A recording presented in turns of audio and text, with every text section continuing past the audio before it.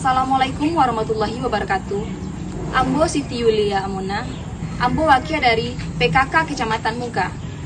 Ambo ni membawakan cerita asal-usul nagari Simpang Kapua. Simpang Kapua adalah salah satu nagari nan ada di Kecamatan Muka, Kabupaten 50 Kota. Pada masa dulu, ada 3 orang dunsana nan banamo Sabtu, Akai, Yosanayan. Katigo dunsana ko baca rito untuk melanjutkan hidup.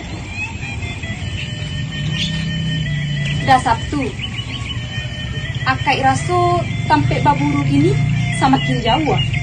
Sayu aja buana kita makan pun lah mulai jarang. Apa muka suyang? Kalau awak nak baburu lai, baanyo dah. Baa menurut dah. Tidak baburu, kabaranti wak makan lagi. Sanayan pulang son tagak. Tidak begitu dah. Sabarlah dulu. Cuba donga ke Ciambogo. Jangan son marabo juo. Takana ndak udah dulu.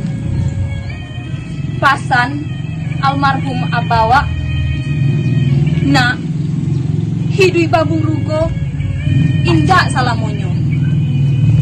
Hidup baburugo hanya sementara. Sebab tulang nang kuai akan lama, padang dan lapang akan sampai, dan binatang yang diburu pun Allah semakin berkurang.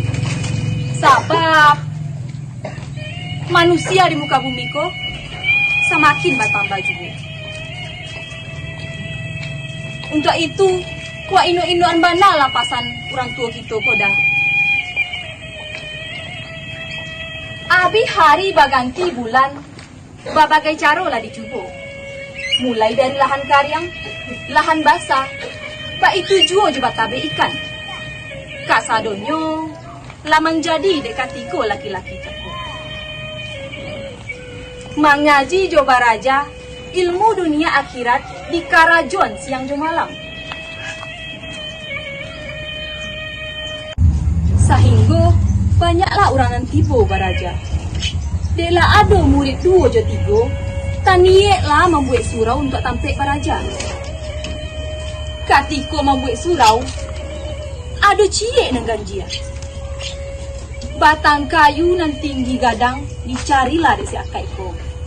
Lah sudah ditarak, dicuba mak angkek bersama-sama. Jangan kata angkek, berpindah saja indah. Kasado murid mulai pasrah. Alamai, tak akan menjadi surau doko.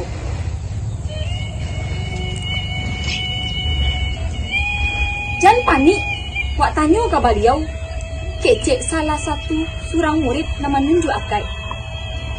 Dipanggillah beliau, mandake sambil menggumam. Ada apa sana? Iko tunggaklah selesai.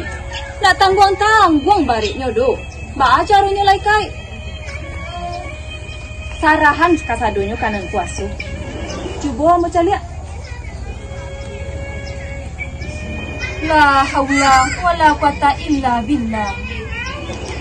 Akai langsung maangke surang kayu nagadang kapal rumahan surau. Kasado orang yang ada di situ tacangang. Ada nabatanyo. Sia yang mangke kasinan tu. Baa caronyo. Dan lain pun menjawab. Antalah tak salah saya di beliau. Singkek kaji sudahlah surau yang dipagunon untuk tampik baraja ilmu dunia dan akhirat. Suatu ketika Akai ajak kawan-kawannya bacurito di kayu kam kuat dan tinggi menjulang di kapal ladang. Kawan-kawan, kini masuknya ambo menjawab tanya kawan-kawan salam hukum. Kawan-kawan, kayu ko banamo kapuk randu. Daunnya bisa dipakai untuk ubek mulai dari Nagete sampai nanti. Tunggu lu baliau. Kok bungo kapok ko lah. Masira-sira di mah. Ah gunanya ko. Itu mana tujuan ambo ko? Menanam batang kayu ko di kapalo ladang nan tinggi. Dimanapun kalian serobot jo kapuak ko, di situ kalian bisa membuat korong jo kapuak-kapuak. Semenjak itu, Akai dipanggil lah di kawan-kawannya. Jo, baliau kapuak. Dan nagari nan ada di wilayah itu disebutlah jo nagari simpang kapuak. Sekian dari Ambo. Terima kasih. Wassalamualaikum warahmatullahi wabarakatuh.